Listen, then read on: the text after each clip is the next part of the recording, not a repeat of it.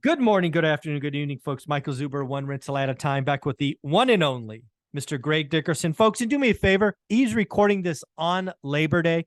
So do me a favor, if you appreciate Greg's commitment to the channel, the value he brings, leave a comment below. Let him know that you appreciate what he does for the channel. Greg, I recognize you and I appreciate you. So thank you very much from me. Yeah, man. Thank you. Labor Day. So let's work. There you go. I like it. I like it. The first thing I wanted to talk about is a headline that actually almost 20 people, right? 20 followers of mine have sent me. Bank of America has rolled out a zero down, zero closing costs, no minimum score, no mortgage insurance loan. I did learn this morning that's only for 5 cities: Miami, LA, Detroit, Charlotte, Dallas. Look at that. I remembered them all. So it's a pretty small footprint, but when I read that headline, zero down, potentially giving loans to people who can't afford it, I have flashbacks to the run-up, right? In 2005, the exotic products came out, and the crash didn't start in 05. It came out, it built, and it was never the first program like this one, but it's the 17th that copies it. And dude, we could be on a bad path. I mean, this is like, are we serious? I mean, that's how I saw it, but I'm not sure what you thought of it. Well, first, let me congratulate you. You're up to 20 followers now, so great job. Yeah, exactly. So that's number one. Number two, so I haven't read the fine print and the details of qualifications. So this is very different than the last time, and this is what the crisis started with last time was subprime lending in lower income areas, getting people into houses, with the big push, from the administration back then to, get everybody into home ownership because that is the American dream for a lot of people, right? But not everybody needs to and should be a homeowner, all the time. And I apologize for my voice. I have COVID. I got it last week and I'm still dealing with it. So my voice is kind of in and out, but so that's number one. So there are some people that have good jobs, good steady income, but don't have the down payment. So if they're qualifying people to have a good credit history, have good stable employment, and still have to, qualify in that regard, then it could be a good thing. Yeah, absolutely. It's just, there are some people that legitimately need assistance. Now, we've had zero down programs in a lot of states where you can go through the housing authority and get into a house with little, zero or little money down. So I think that's the biggest difference. I think this time around, they're going to at least still qualify people. They're starting in a few markets, whereas last time it was a nationwide thing. Yeah. There was no qualification. It was like anybody could get a loan. So it's very different, very small percentage of the market, very small demographic. And the good news is in some of these markets, the housing market is shifting. So some people might be able to actually use this program to get into a home that otherwise couldn't, that is a qualified borrower other than a down payment. Yeah, so I want to do a couple of things. So first off, this individual program, I don't know any specifics about, but yes, I think your statement is correct. They must still qualify. So it's still a good loan. It's just like, hey, I can't save the down payment for whatever reason. So I think, and believe it or not, there's a lot of people that make, 200,000 a year, like professionals, doctors, lawyers, whatever, professional, tech workers that can't save up for a down payment because they're paying off student loans. They're living big lifestyles, nice cars, things like that. And they can't put together a down payment. There's a lot of builders that, will build people a house and get them into a house without them having to put money down through creative financing through the building because they've got great credit, they've got good income, they just can't save a down payment. So there's a lot of people in that position. No, I totally agree. And I think it's very worthwhile. I'm a firm believer of getting on the property ladder, but I want you to stay on the property ladder. I saw too many people in the last crisis get on and then get kicked off and then destroyed, and really hurts generations, right? When mom and dad lose the house, it hurts the kids, right? The kids remember that, and they may be renters longer than they should because of what happened to mom and dad. So I want to be very clear. I think there's a wonderful program as long as it's real lending. And let's also not forget that, this 2005 iteration, or maybe it was even late 2004, the first program wasn't the problem. It was when it became the model that all others copied, because to your point, subprime, this is from memory, so it won't be accurate, but I think it'll be close. Subprime, if you go back to 2003, made up somewhere between 8 and 11% of all loans. By the end of 2006, it was 53%. It just became the answer for everyone, right? If I, again, the other thing that I see about today, this program in '05 is in '05, we just had 2 years of crazy appreciation like today. Then, then I don't know if you know this, Greg, but banks are in the business of making money, and how they make money is lending. So if you're in a market that's unaffordable, like today, you have to create programs that pulls from whoever's left. And if national affordability on a scale of 1 to 100 is a 30 and 25 is like a red flag, there's just not that many other people available. So you have to do exotic things like zero down. Like last time, it's now illegal. You give a 1% loan for 2 years and then it resets at 9%.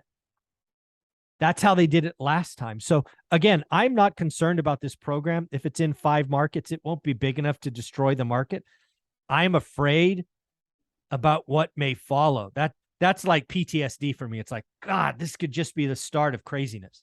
Yeah, history often repeats, and we often forget the lessons of the past very quickly. And we already saw, here recently with bank statement loans, no income verification, no doc loans. I mean, that kind of stuff's come back. It's coming back, yeah. You still had to kind of qualify with a good credit score and things like that. But there's been some loans originated over the last few years, and especially in the commercial market, with what we've seen there. There's been a lot of easy credit in the commercial markets with multifamily and things like that, with these interest-only bridge loans and stuff that is very interesting. But again, the difference this time is the lack of available inventory. So it's going to be limited in that regard. Prices are so high, it's it's going to be difficult for these deals to work out in a lot of markets at scale versus last time, where it was just a nationwide plunge, and there was plenty of inventory, plenty of houses to choose from, and plenty of people wanting to buy houses. Yeah, this is actually a topic that came up on my Saturday live stream. And it basically if you copy Bank of America's program but make it national and make it federal backed, or however, basically Fannie and Freddie will buy all of these loans. That's these are things that freak me out. Like if Fannie and Freddie said, "Hey, we will buy all of these zero down loans. Let's call the program, I don't know, home ownership 2.0, whatever they're going to call it. It'll be some silly name." And what's going to happen is banks will go, "Okay, great. I can't do refis. Refis are off 83%. Other loans aren't working. I'm going to sick all of my operators on this. We're going to flood the market with people doing these loans." What will happen is, again, more demand.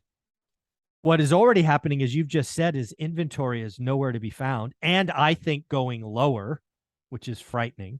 Yeah, we're coming into the soft season for housing inventory. Exactly. The winter months. Oh my goodness. Right. And then what happens is one part of the market, the low end, the first time home buyer inventory, which is already unicorn status, it will jump up 10, 15, 20% because of these federally backed loans and all of the push. And it will become a bubble all by itself as it just builds and builds and builds. And again, that's kind of PTSD for me. I mean, I own a lot of these single family homes in my market. And I told somebody over the weekend on the live stream, it was like, if they did this at a national scale, my affordable homes could jump from 300 to 500 overnight, right? Not overnight really, but over 6 months. And I said, I'd sell everything because it's unaffordable. I mean, it's just, it freaks me out. And maybe I'm worried about nothing, but I'm worried about copycats. Yeah, well, I don't think it's time for worry right now. I think it's still early. It's very limited, small market. We'll see even what type of impact it makes. But I think, like I said, for people that otherwise couldn't buy a home, that have every availability to be able to do it, they can qualify. They need one. They should be able to get one. I think it's going to be good for those individuals. But I don't think it's going to see something that's going to benchmark at scale. There just isn't enough inventory out there to ruin the housing market like before. And even in your area, I mean, your market's one of the ones that's correcting heavily. I mean, we talked last week about Blackstone pulling out, and yeah, we did pulling out of Fresno. Yeah, that's one of the markets that's targeted for massive correction. And but this is such an interesting time for the housing market, and especially going into the fall and winter. We've already got limited inventory. We're seeing inventory reduce, even though listings are increasing in some markets. We're seeing it reduce in others. It's a fascinating time in the housing market. Yeah, the other thing that Brian Lebo, who's my Vegas agent, will be on tomorrow to talk about Las Vegas. He did some math for me over the last month, and in 2021, Vegas averaged, I'm going to use round numbers, 300 cancellations, 300 listing cancellations a month, 300. Last month, 1,677, up 300. Again, this is all wish pricing, want to sell versus need to sell. I really expect as we get to the middle of September, as schools kick off again, there'll be more and more. Like the listing spike we saw, it was always fake. Because again, I think there was 10, 15, 20% of wish pricing. And if you whack 20% of inventory, we're going to go to record lows again pretty quick. Yeah, what's really interesting too is the higher the rates go, obviously the more demand that destroys for new buyers, but it also destroys, interest of sellers wanting to sell. Exactly. Yeah, so it's kind of like a double-edged sword. We want rates to go higher so that it'll correct the demand and bring more inventory online, but it's actually creating less inventory at the same time because the sellers are like, well, what the heck, man? There's no houses out there. They're record high levels still. I'm not going to pay 6 or 7% when I'm paying 2 to 4% right now, 2.5 to 4. It's really, really interesting. Yeah, the Fed broke housing. It's going to be broken for years. The only thing that fixes this, in my opinion, is time. I am concerned about government intervention, and it's these kind of first-time homebuyer programs that they'll do, and it will just distort the market. It will take the low end where there's the least inventory, and it'll distort it with artificial demand. So that is a big concern. Here's the interesting thing too, is when you do the math and you look at a 30-year amortized mortgage at 2.5%, if the prices were adjusting correctly, it would be the same, as a 30-year mortgage at 6% if you bought the house for 30 or 40% less than right now. Problem is there's no houses, there's no price adjustments at that level, for that to work out to where it's kind of a wash. There just isn't anything out there. So it's crazy, man. It's gonna be interesting to watch and see how long it takes and how high rates go, for this stuff to correct. Yeah, I don't know if we talked about it last week. We'll end with this. I think rates will have a 7 on it sometime Q1 of 2020. Potentially. I mean, they're headed that way. It's all about bond yields, right? And yields are under pressure right now. So if the QT Fed starts, kicks in, they start rolling off treasuries, then yields arguably should go up. Mm-hmm. So we'll see how that works. And I mean, I think there's some analysts out there that are putting the four handle on treasuries. So if you get treasuries in the 4s, you're going to get definitely mortgage rates in the 7s. Well, dude, there's actually a couple people talking about the Fed funds at 4. Mm-hmm. And that's their target. I mean, that's where they need to get. Right. And then that would probably put the 10-year, got to have a 5 on it, right? You would think. Yeah, we'll see. I mean, 4 is pretty aggressive. I don't know. When's the last time we saw a 5 on 10 years? Oh, it's probably 2003 or 4, probably. Yeah. So, one step at a time. The Fed funds rate right now has to get to 4%. I mean, I think everybody knows that. Inflation is very different even than what they thought during the pandemic, not just transitory, this, that, and the other. But it's a whole different, global animal now that's not going away because of wages, because of, just the way the world's changed through everything the last couple of years. I mean, this inflation's not going anywhere. Yeah. I'm actually not going to watch headline. I think headline comes down, gas is down, but it's going to be core. I think we may have an opportunity where headline comes down, but core goes up. And that'll just be a big kerfuffle for the Fed to work on. Yeah, once rents and housing hits into the calculations, that's going to make a big difference. Gas has definitely been coming down. It's coming down more.